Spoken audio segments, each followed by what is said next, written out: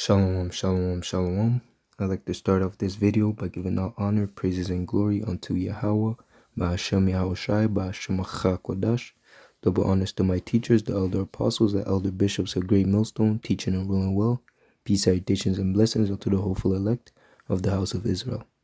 Alright, Lord willing, this will be an edifying lesson.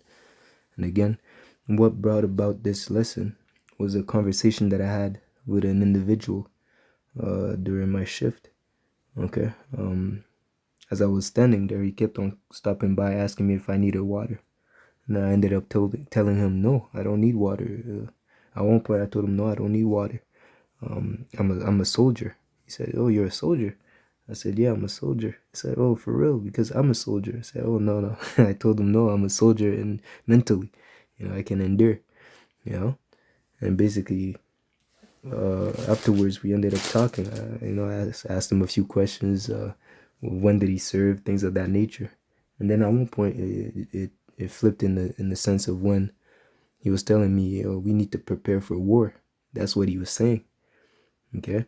And he's like, oh, as a Canadian force representative, I can't really go into details, but things are not looking good. And I'm like, oh, yeah. I tap into these type of things, the news, things of that nature. Because, again, that's the job of a prophet, okay, to be the job of a watchman, okay, to not be unknowing of a small and of a big or small matter. Okay, we have to be circumspect, knowing that the days are evil. We have to watch, okay, we have to report the events that are happening, so that we may understand and the flock may understand the times that we're in. Okay, so as I was speaking with him, he said that, hey, anyone that's any man and that's in Canada, anyone that's gonna be 18 and up, when the time comes, be ready to go fight for their country. I was telling him, yeah, the U.S. is testing ICBM missiles. The tensions are rising. Okay, World War III is closer than we believe, because again, you're not gonna test missiles for fun. You're testing missiles to prepare yourself for war. Okay, and that's the times that we're in, a time of war. Okay, so it says here the third woe. Let me bring that out quickly.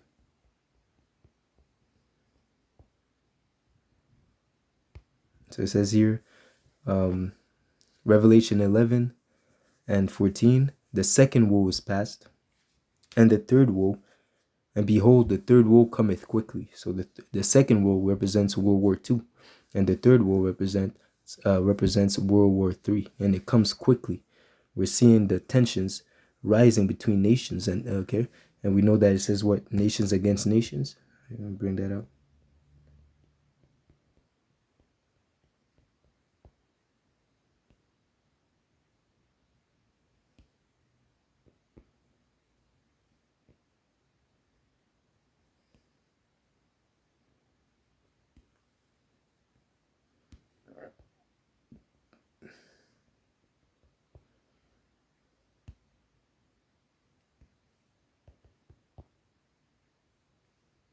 Salakia, bear with me.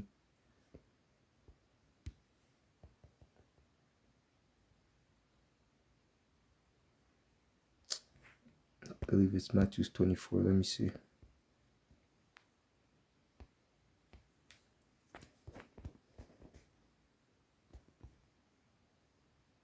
Yeah, here we go. Matthew 24 and 6. And ye shall hear of wars and rumors of wars. See that ye be not troubled, for all these things must come to pass, but the end is not yet. The end represents Yahushua returning upon the earth, piercing the clouds and appearing in the midst of all the earth. Okay, from the spiritual realm to the physical realm. All right, so that is going to be the end. The end of what? The end of this wicked kingdom.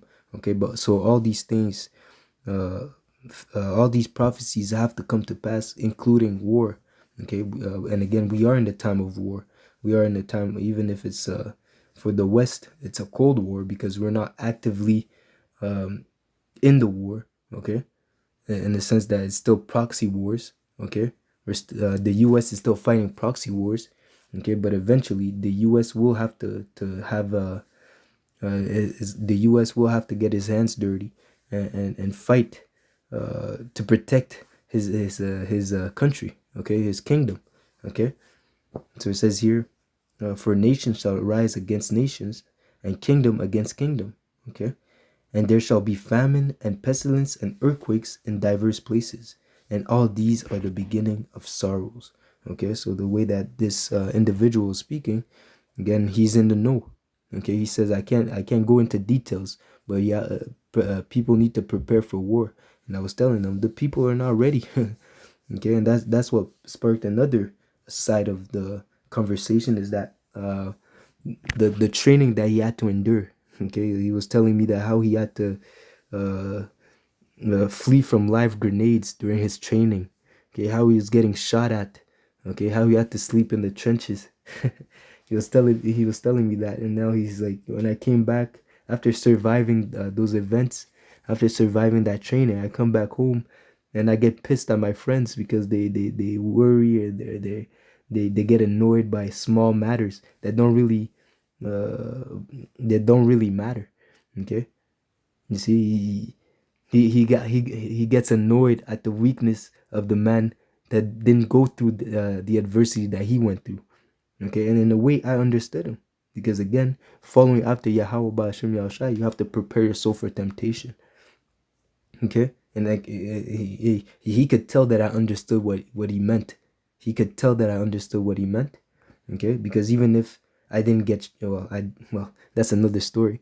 But even though I didn't face that military training, well, again, I am in the military of Yahweh Shai, following after Yahweh Ba'ashem Yahushai in the truth and the spirit. I'm a part of his spiritual army, the Lord of hosts. Okay, I became a part of his spiritual military army, fighting against. Hey, let me bring that out. Okay, warfare.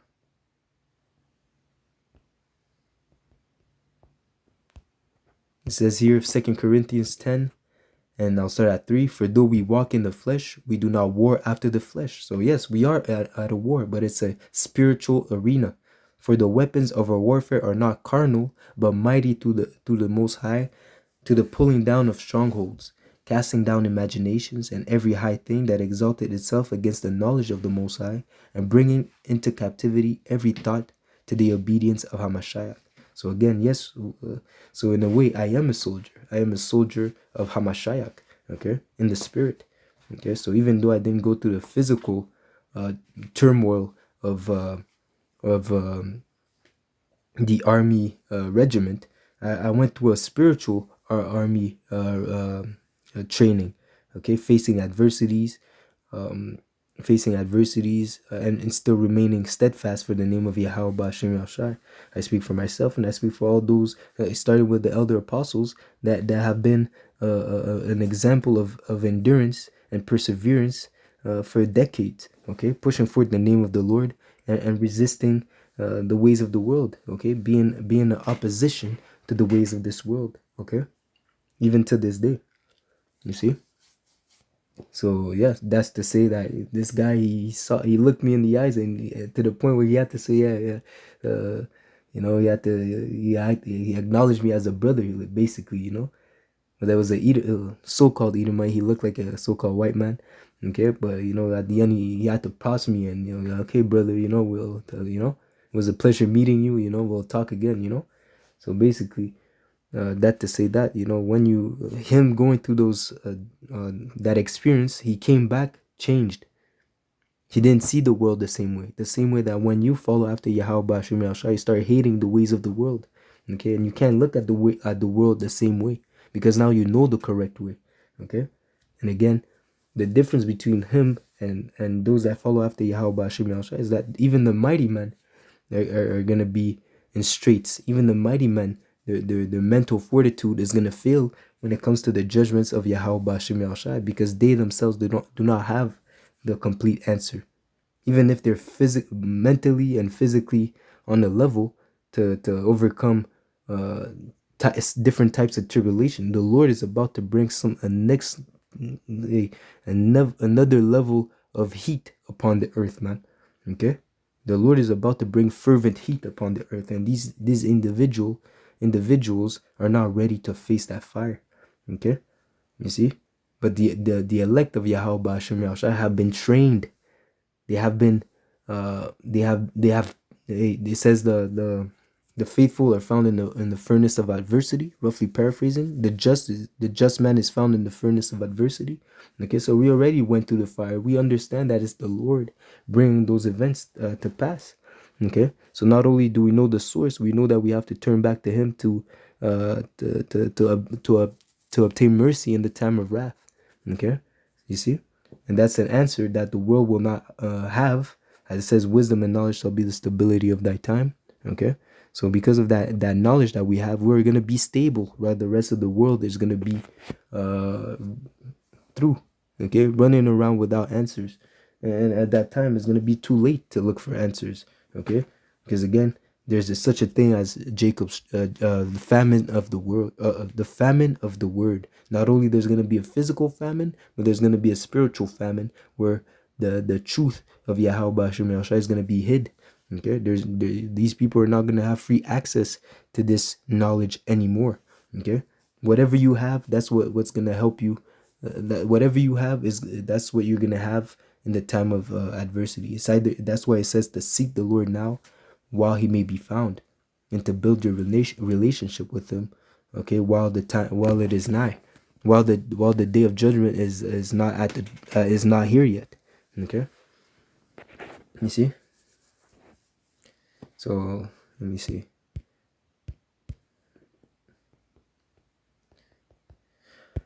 Romans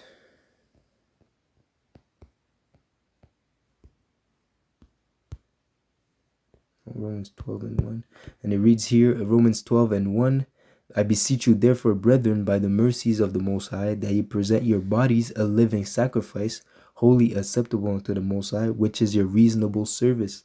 Okay, just as they say unto soldiers, thank you for your service. What is our reasonable service? To serve the Most High. That is the whole duty, the whole purpose of man, to fear the Most High and to keep His commandments. Okay, and be not conformed to this world. So the same way that this guy, when he came back from his training, he was in a way annoyed and disgusted at the ways of his friends. Okay, because in his mind they were weak. Okay, they were weak because they weren't able to deal with certain things that in his mind was like, low level. Okay, that's the same way that we look at the people in the world, how they bug out over the smallest things. Okay, how their mind is not towards spiritual things. We see them as weak.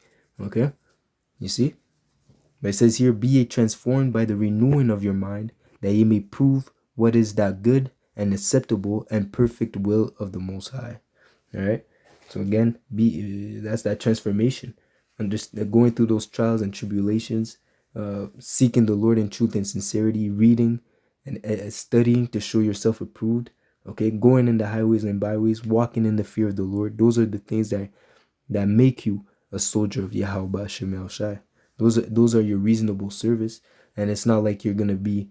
It's not like this wicked system where you can go fight for your country and come back and end up broke. Okay, and come back and there's no reward for your service. Okay, only PTSD that follows you from your service. Okay, no, serving the Lord comes with guaranteed reward. Even if you die, you're gonna be rewarded. Okay, so Lord willing, this was an edifying lesson. Okay, we're coming in times of death. We're coming in time of war. We're coming in serious times. Okay, so this is not the time to be playing games, man. This is time to be focused. And it comes from the mouth of the horse, roughly paraphrasing. Okay, that guy was telling me, this we're not.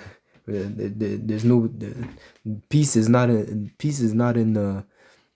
sight. Okay, basically, peace is not in sight. And just as the scriptures prophesied, an evil and only evil behold is come. Behold the end. It watcheth for thee. Roughly paraphrasing. You see, this is the time that we're coming into. So that being said, Lord willing, this was edifying. Until next lesson, shalom.